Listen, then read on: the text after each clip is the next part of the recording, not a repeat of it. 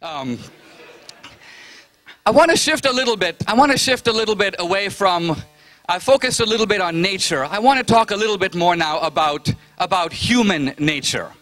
Because there is actually an argument for God that doesn't simply require us to contemplate the cosmos. In a sense, it is standing right in front of us. Or to put it somewhat differently, it can be seen by looking a little bit in the mirror. And that is when we look at nature. Let me clarify before I move on. I would agree with Dan that religion, by which I mean the various cultural, human descriptions of God, are to a large degree man-made. After all, we are dealing with a sphere of experience, or we are dealing with a sphere of truth that lies beyond human experience. I think really, in some senses in this debate, both Dan and I are, in some senses, a specialized sense,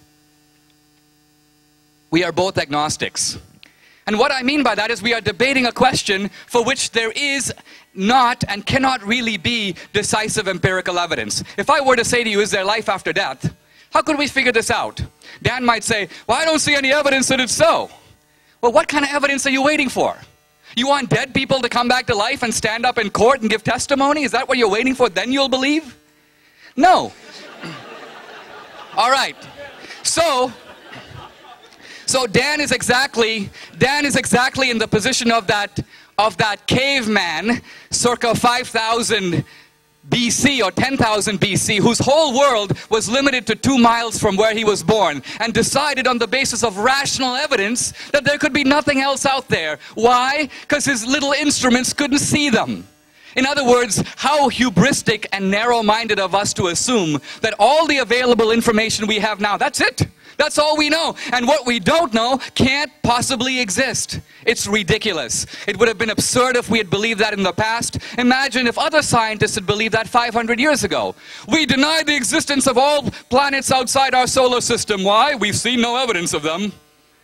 This is Daniel Dennett circa about 1450. All right. Here's the point I want to get at. We have nature, but we also have human nature, and that's us. And we know that although we are part of nature, we are made up of atoms and molecules, we are a little different than the rest of nature in one key respect. Take a stone rolling down a hill. A stone, quite frankly, has no choice in the matter. The stone rolls. It is a product of nature. We, on the other hand, seem to exist in 2 dimensions. We are products of nature, but we are also products ultimately of free will, of choice, of intentionality, of feelings, of consciousness, of morality. Now I ask you, where can those things be found under the microscope? Have you ever seen consciousness? No. Dan Dennett argues, because he can't see it, it doesn't exist. It's kind of an illusion. It's ultimately a sort of projection or epiphenomenon of material things. Everything has to be reduced to the material. Why? Because ultimately our great wide universe has to be truncated in a Procrustean way to make it fit with materialist morality. Half of our experience, the entire subjective dimension, has to be cancelled out. So for Dan, if a computer can process a transaction and you can process a transaction, hey, the computer is being rational. The computer is human in some fundamental sense, no different from you. And why? Because the result is the same. Now, I think this is a bit of foolishness that it really perhaps takes a non-academic to see. In other words, we have knowledge of nature not just from the outside. We are like stones, but we also have choice. Here I am participating in this debate, and our debate is based on free exchange of ideas and free will. I mean, I could put this microphone down and go sit down. Is the firing of my neurons in my head determining my decision? Is it telling me one way or the other? No, I can go either way. I speak, I stop. So the dimension of free will would seem to suggest that there is a part of us that one may say can override the laws of nature. Now, in what way? Obviously, if I throw this microphone, its trajectory, its parabola-like motion, it will fall to the ground in obedience to the laws of gravity. I admit all that. But my decision to throw it, I would suggest, is undetermined. And why? Think about it. Imagine if all our actions were determined. If that were true, there would be no point in having this debate. There would be no point in us having universities. There would be no point in having morality, because you could never say to someone, you shouldn't do this, you mustn't do that, this isn't right, because they would answer, what choice do I have in the matter? You can't go to Hitler or the Nazis and say, you shouldn't wipe out an entire population, because they would say, well, my neurons made me do it. Ultimately, I want to suggest that this materialist morality, and Dan is about as clever as anyone in camouflaging it, disguising it, trying to show that ultimately he does believe in consciousness even though he defines it differently. He does believe in free will even though he defines it differently. Everything is ultimately defined differently. And why? To fit in with this narrow materialist morality. And this brings me really to a key question. Why would anyone be attracted to a metaphysics that ultimately denies, if you will, half of our humanity, the whole subjective dimension, the whole moral dimension?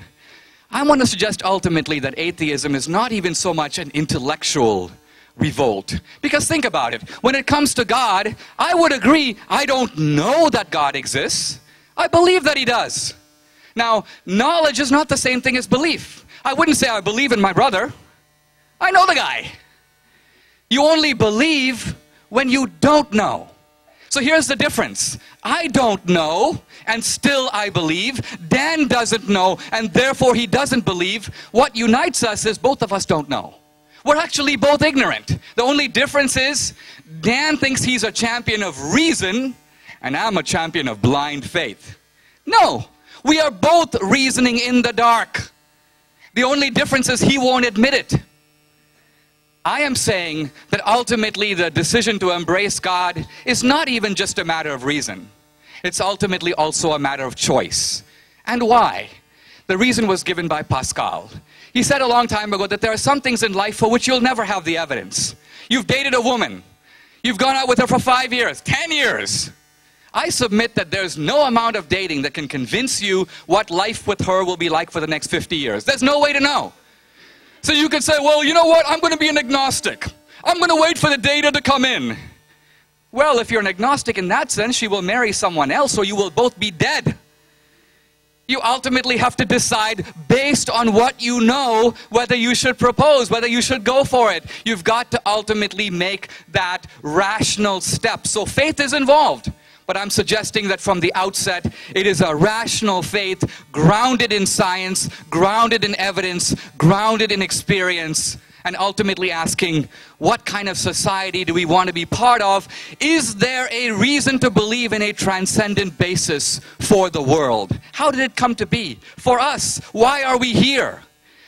At the end of the day, this is a matter of what Pascal called the wager. And by the wager, what he meant was you can bet on God. And he said, if you're wrong, what's going to happen? Well, you've made a metaphysical mistake. On the other hand, you can bet against God. And if you're wrong, alas, you will be separated from God. Not by his choice, by the way, by yours.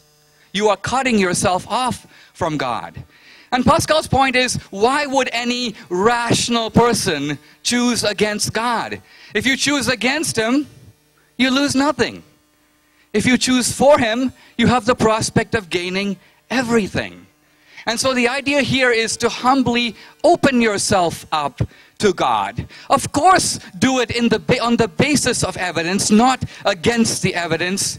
But the idea is that if you do, ultimately, you might come to see that not that God is a human creation, but we humans are a divine creation, are the product not only of divine intelligence, but to some degree also of divine love. Thank you very much.